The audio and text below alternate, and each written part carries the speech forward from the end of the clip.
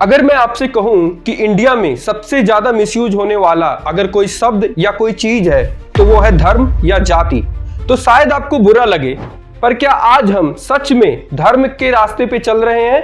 जो लोग धर्म को बचाने के लिए पदयात्रा कर रहे हैं, या फिर सरकारें डेवलपमेंट से ज्यादा मंदिर और तीर्थ स्थल में बिजी है, क्या वो सच में धर्म की इतना चिंता करती है?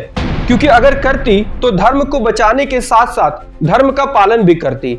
आज का वीडियो थोड़ा अनकंफर्टेबल होगा, लेकिन अगर आपने इसे एंड तक देखा तो शायद आपका धर्म को देखने का नजरिया हमेशा के लिए बदल जाए और आप भी एक बार क्वेश्चन जरूर करेंगे, क्या जो सनातन धर्म की रक्षा कर रहे हैं वो बस अपने फायदे के लिए कर रहे हैं, या फिर सच में हमारा धर्म यही सिखाता है और सनातन धर्म को बचाने की जरूरत है। जो सनातन धर्म की बात नहीं करेगा वो इस देश में नहीं रहेगा। इंडिया में आजकल एक बड़ा ही अलग और डेंजरस ट्रेंड चल रहा है।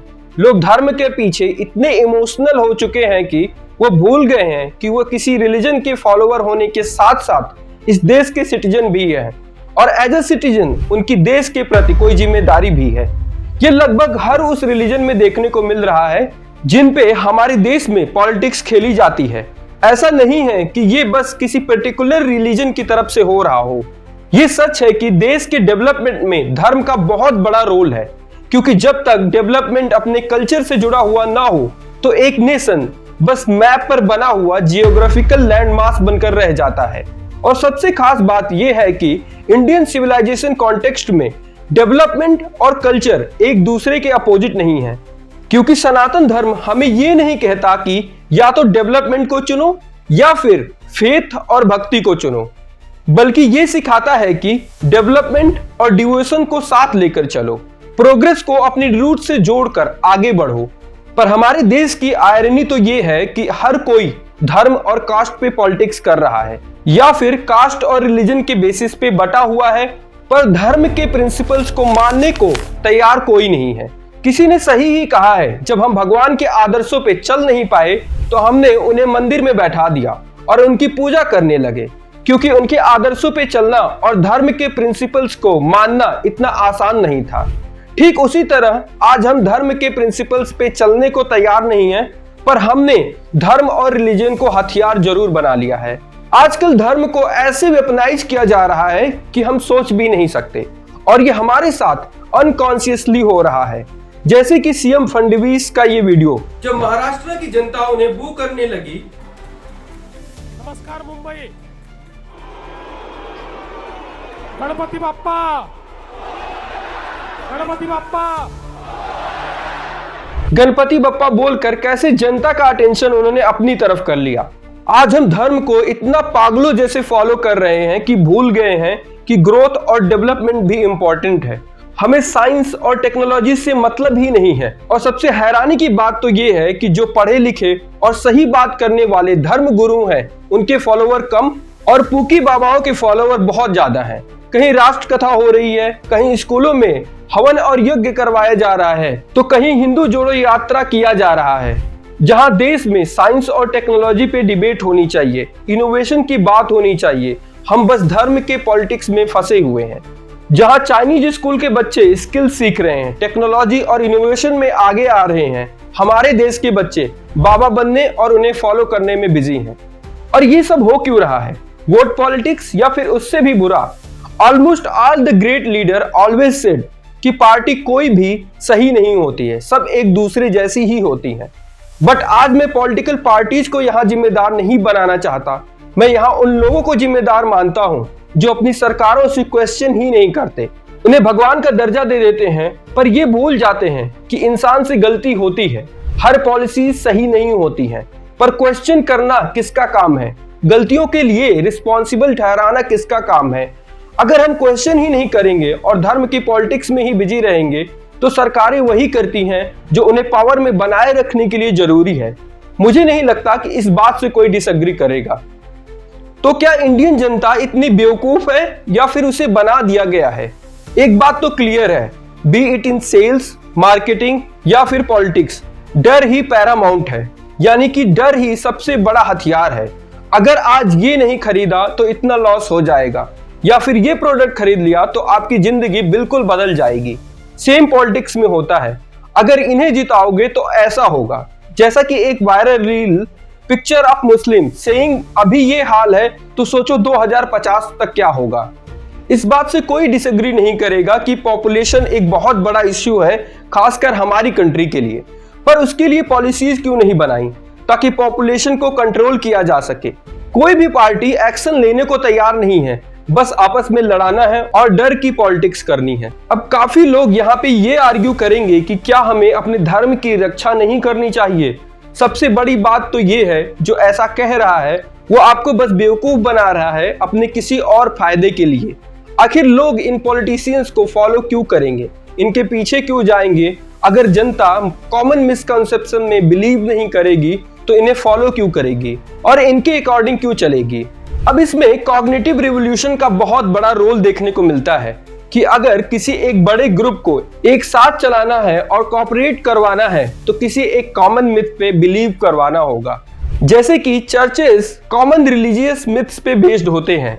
दो कैथोलिक जो कभी मिले भी नहीं हैं फिर भी एक साथ क्रुसेड पर जा सकते हैं या मिलकर हॉस्पिटल बना सकते हैं।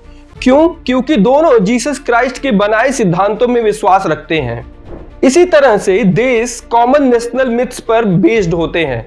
दो पाकिस्तानी जो एक दूसरे को नहीं जानते फिर भी एक दूसरे के लिए अपनी जान रिस्क में डाल सकते हैं, क्योंकि दोनों पाकिस्तान नेशन, पाकिस्तान होमलैंड और पाकिस्तान फ्लैग के एग्जिस्टेंस पर विश्वास रखते हैं।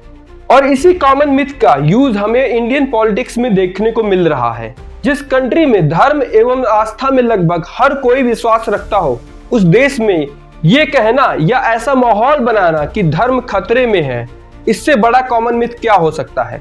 पर जो लोग ये कह रहे हैं कि हमें धर्म की रक्षा करनी होगी, उन्हें ये जानना चाहिए कि इंडिया ने कल्चरली 20 सेंचुरीज तक चाइना को कॉन्कर और डोमिनेट किया बिना एक भी सोल्जर भेजे अक्रॉस द बॉर्डर।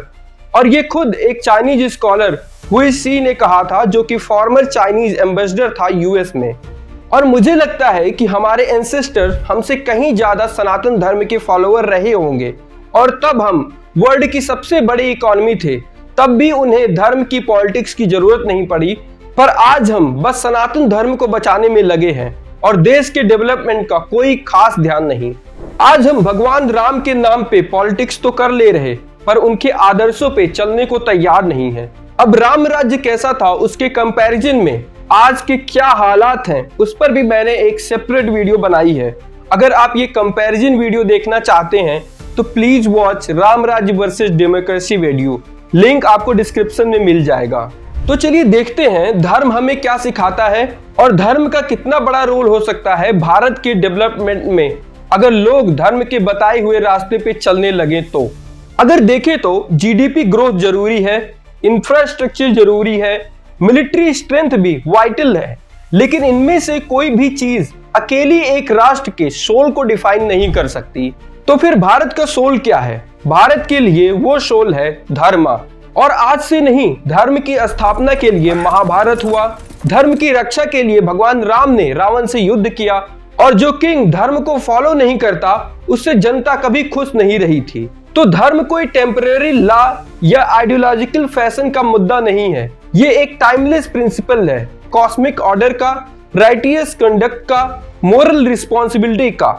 ये वही बुनियाद है जिसके ऊपर हमारी सभ्यताएं हजारों साल से खड़ी रही। जो नेता धर्म से गाइडेड होते हैं वो कभी गंदी पॉलिटिक्स का खेल में उलझ ही नहीं सकते, वो वोट बैंक का गेम नहीं करते, वो हमेशा न्याय, ईमानदारी और राष्ट्र हित को ऊपर रखते हैं।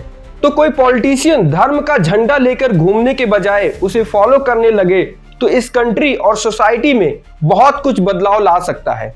लेकिन धर्म सिर्फ गवर्नेंस तक सीमित नहीं है, धर्म ही भारत की सोशल हार्मनी का फाउंडेशन है। दुनिया के कई हिस्सों में एक बुक, एक पथ और एक सत्य का कॉन्सेप्ट रहा है, लेकिन भारत ने हजारों साल पहले ही ये कहा था कि एकम सत्य विप्र बहुधा वदन्ति। सत्य एक है लेकिन उसे समझने के रास्ते अनेक हैं।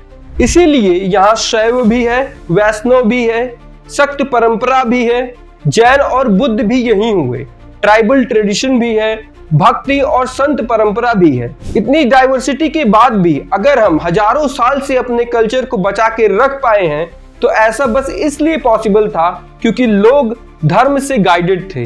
धर्म सिखाता है कि डिफरेंसेस से डरना नहीं है, उन्हें मिटाना नहीं है, उन्हें एक बड़े सिविलाइजेशन फैब्रिक में बुनना है। और आज डेमोक्रेसी में एक और क्राइसिस देखने को मिलती है, राइट्स और ड्यूटीज के बीच बढ़ता हुआ गैप। हर किसी को बस इससे फर्क पड़ता है हमारी राइट्स क्या हैं, सरकार ने हमारे लिए क्या किया, पर हम लोग कभी खुद से ये नहीं पूछते कि हमारी ड्यूटीज क्या हैं। अगर संविधान में फंडामेंटल राइट्स हैं तो फंडामेंटल ड्यूटीज भी हैं, पर हमें अपनी ड्यूटीज का कोई पता नहीं है। हर दिन लोग आर्ग्यू करते हुए दिख जाते हैं कि ऐसा करना हमारा फंडामेंटल राइट है, पर कभी कोई ये कहता हुआ नहीं दिखता कि ये मेरी ड्यूटी है। ड्यूटीज बस फोटोज क्लिक करवाने के टाइम में दिखती हैं। पर धर्म हमें याद दिलाता है कि फ्रीडम बिना रिस्पॉन्सिबिलिटी के अधूरी है। एक राष्ट्र तब मजबूत बनता है जब उसके नागरिक ईमानदारी से टैक्स देते हैं, कानून का सम्मान करते हैं, इन्वायरमेंट का ख्याल रखते हैं, ना कि नदियों की पूजा करते हो, उसमें नहाकर सारे पाप धुलने की आस्था में विश्वास भी रखते हो, उसके बाद भी उसे पॉलिटिट करने में कोई कसर ना छोड़ते हो। और जब हम डेवलपमेंट की बात करते हैं तब भी धर्म रेलेवेंट हो जाता है। प्राचीन भारत ने कभी प्रकृति को सिर्फ रिसोर्स नहीं माना। नदियां माँ थी, पृथ्वी देवी थी। ये सिर्फ कविता नहीं थी, ये इकोलॉजिकल कॉन्शियसनेस थी। आज जब क्लाइमेट क्राइसिस ग्लोबल रियलिटी बन चुका है तब हमें याद आता है कि सस्टेनेबल लिविंग कोई मॉडर्न इन्वेंशन नहीं, बल्कि हमारी सिविलाइजेशन इसे हमेशा से अपने साथ लेकर आगे बढ़ी। और आज भी नेशन बिल्डिंग सिर्फ नए हाईवेज और स्मार्ट सिटीज बनाना नहीं है, ये कैरेक्टर बिल्ड करना है, ये आइडेंटिटी को प्रिजर्व और इवॉल्व करना है, ताकि लोग बस धर्म को पॉलिटिकल मुद्दा बनाकर एक दूसरे को डराकर वोट बैंक ना बनाएं, बल्कि उससे फॉलो करें, धर्म के बताए हुए रास्ते पे चले। तो आप इस बारे में क्या सोचते हैं? हमें किस तरह अपने धर्म की रक्षा करनी चाहिए, जिस तरह आजकल लोग कर रहे हैं, या फिर जिस तरह हमें धर्म सिखाता है? कमेंट बॉक्स में जरूर बताएं। और अगर आपको ये वीडियो पसंद आई हो तो please like, share and subscribe. Thank you.